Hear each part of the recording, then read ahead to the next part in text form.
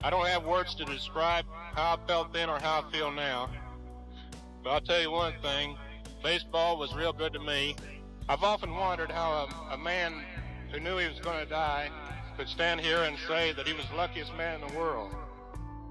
But now I think I know how Lou Gehrig felt. He realized that he had led part of his youth under a false premise, which was the belief that he would die young. He could hit a baseball farther than anyone who had ever played the game. He had 7 championship rings. All of America knew his name. And with only a few months left to live, none of that was what he wanted to say. Mickey Mantle knew exactly what he had been given. He also knew what he had done with it. Those two things lived inside him for decades without explanation until he no longer had enough time to keep quiet. My dad, he always wanted me to be a switch hitter. He would work in the mines all day, and then he'd come home at night and take tennis balls and stand me out by the garage and pitch to me till dark. Commerce, Oklahoma, 1931. The Great Depression had hollowed out most of the small towns in northeastern Oklahoma, and Commerce was no different. Elvin Mantle, everyone called him Mutt, worked in the lead and zinc mines to keep his family fed. It was dirty, exhausting work. He came home every evening with dust on his hands and weight on his shoulders. But every evening, before he did anything else, Mutt picked up a baseball. He had already decided, before his first son was even born, that the boy would become a professional baseball player. He named him after Mickey Cochran, the Hall of Fame catcher for the Philadelphia Athletics. And from the time Mickey could stand, Mutt began teaching him to switch hit. Mutt would pitch right-handed, and Mickey would bat left-handed. Then Mickey's grandfather, Charlie, would pitch left-handed, and Mickey would bat right-handed. Day after day, next to an old tin barn in the backyard, the same ritual repeated. By the time Mickey was 5 years old, he was already impressing the neighbors. What people rarely talk about is why Mutt drove his son so hard. It was not ambition in the ordinary sense. Mutt's father had died young from Hodgkin's disease. Mutt himself would later be diagnosed with the same illness.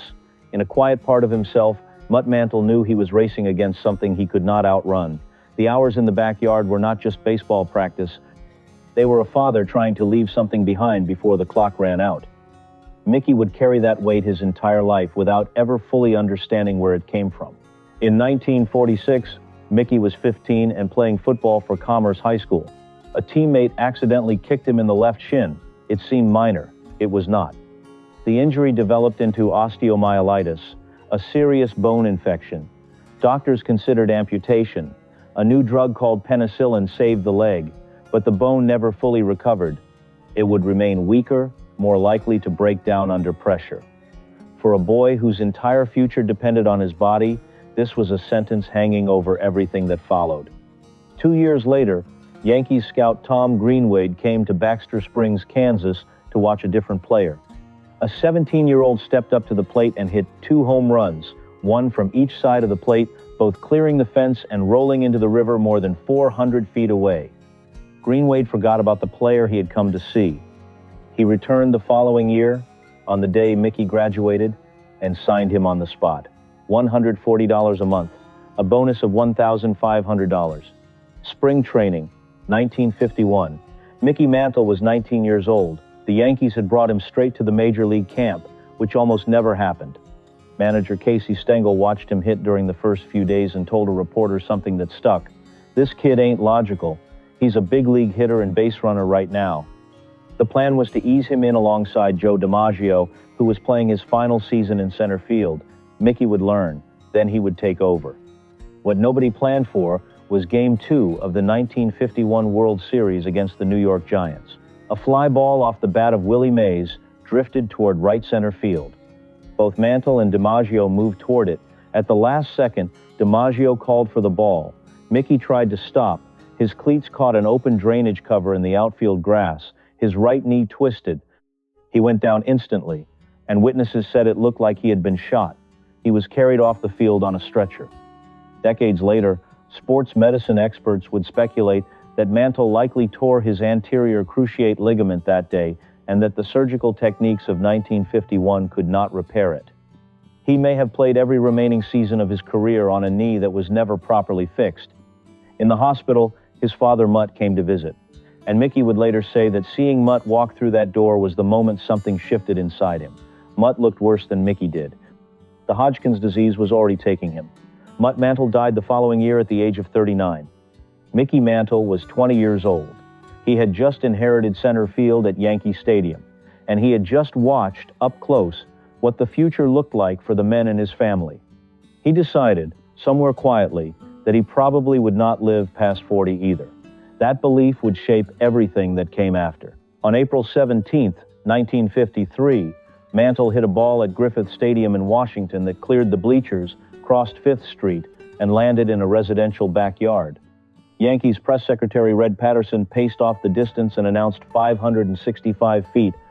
No tape measure was actually used, but the term tape measure home run was born that afternoon and has never left the language of baseball. Mantle was 21. 3 years later came 1956, the season he would later call his favorite summer. He led the major leagues in batting average at 353 home runs with 52 and runs batted in with 130, the Triple Crown. No switch hitter in history had ever done it. The most valuable player vote was unanimous, the first time any Yankee had received that distinction. In Game 5 of that year's World Series, with Don Larson working on what became the only perfect game in postseason history, Mantle made a full sprint catch in center field to preserve it. The inning before, he had hit the home run that gave the Yankees their first run. Teammate Tom Tresh would later put it simply, "We never thought we could lose as long as Mickey was playing. The point was, we had Mickey and the other team didn't." For one summer, everything looked like it would last forever. The 1951 knee injury was only the beginning. In 1953, Mantle tore ligaments in his right knee. In 1954, surgery to remove a cyst behind the same knee. In the 1957 World Series, a damaged right shoulder that affected his swing for the rest of his career. In 1961, a hip abscess that cut short the most dramatic home run chase in baseball history. In only 4 of his 18 major league seasons did he appear in at least 150 games, and yet, before every game of his career, Mantle wrapped his legs from the hip to the ankle just to walk onto the field. He played through pain that would have ended most careers, and despite all of it, he was still clocked running from home plate to first base in 3 1/10 seconds, a record that has never been beaten. Phil Rizzuto once said, "I never saw anybody hit the ball so hard. When he swings the bat, you just have to stop and watch." By 1965, Mantle was 33 and already coming apart. He said that year, "It isn't any fun when things are like this. I'm only 33, but I feel like 40. The body that had once seemed built for something extraordinary was delivering its verdict. Mantle, who had always believed he would die young, found himself in an unfamiliar place, still alive but less and less able to do the only thing he had ever known. In 1961, 2 Yankees were chasing 60 Babe Ruth single-season home run record. One was Roger Maris. The other was Mickey Mantle. By early August, Maris had 42. Mantle had 43. The city held its breath. And most fans, if they were honest, wanted Mantle to be the one to do it. New York had already decided who it loved. Then September arrived and the hip abscess forced Mantle out at exactly the wrong time. He finished with 54 home runs, the all-time single-season record for a switch hitter, which still stands today. But Maris hit 61. Mantle was not the one standing at the finish line. He never said a bitter word about it. The 2 men had shared a room on the road all season and remained close, but this was not the only time something slipped away just before Mantle could close his hand around it. The injuries, the timing, the body surrendering at the most important moments, it became a pattern that defined as much of his career as the records he did set. Mickey Mantle retired on March 1st, 1969. The Yankees gave him a farewell day at the stadium that June. He stood at home plate and received the kind of send-off that few athletes ever experience. Then he went home, and nothing was waiting for him. He would later write, "When I first retired, it was like Mickey Mantle died. I was nothing.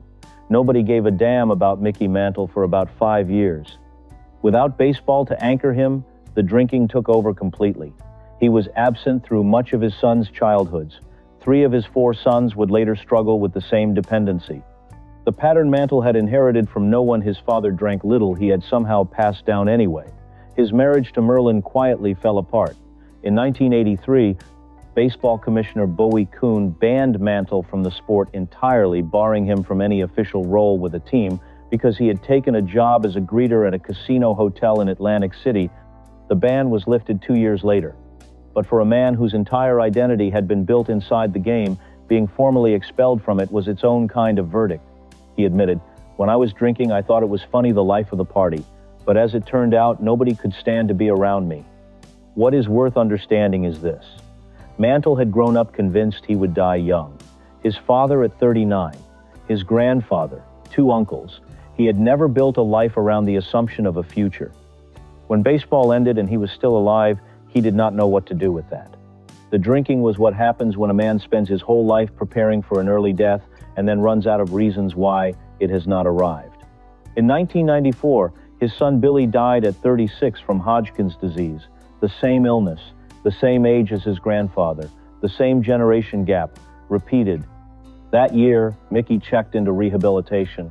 When Mantle came out of rehabilitation in 1994, he was sober and more honest in public than he had ever been.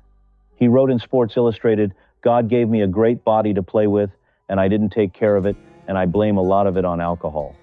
The following summer, doctors found that his liver had been destroyed. They also found cancer. He received a transplant in Dallas on June 8, 1995. Weeks later came the press conference that opened this story. Around that same time, someone asked him if he had any regrets about the way he had lived. He said, "If I knew I was going to live this long, I'd have taken better care of myself." Then, don't be like me. It is easy, looking at that moment, to see only the fall. But Bob Costas, who knew Mantle for years, told a story that gets overlooked. One cold night in New York, Mantle asked Costas to walk with him after dinner. He was carrying leftovers from the restaurant. They walked to Madison Avenue, where Mantle knew a man living in a cardboard box. He handed the man the food without ceremony and kept walking. Costas said, "This did not make Mantle a great humanitarian. The same man could be cold and difficult on a bad night. But it showed something the straightforward story of his decline tends to erase. There was more to him than any single version of the story. Mickey Mantle was not simply a cautionary tale. He was a man contradictory and searching, who spent the last chapter of his life saying something true. That took a kind of courage the home runs never required."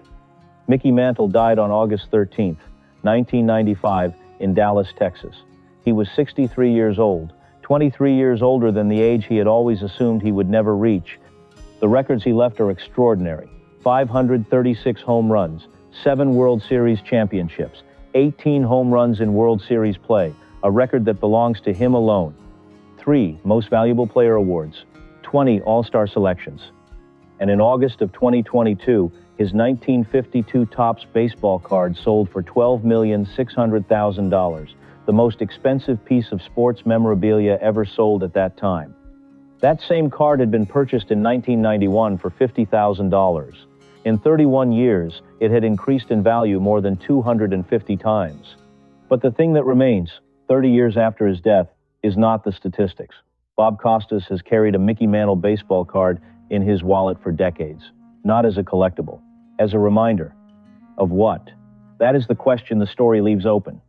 Maybe it is a reminder that greatness and damage are not opposites, that they can live inside the same person at the same time, without one canceling the other out.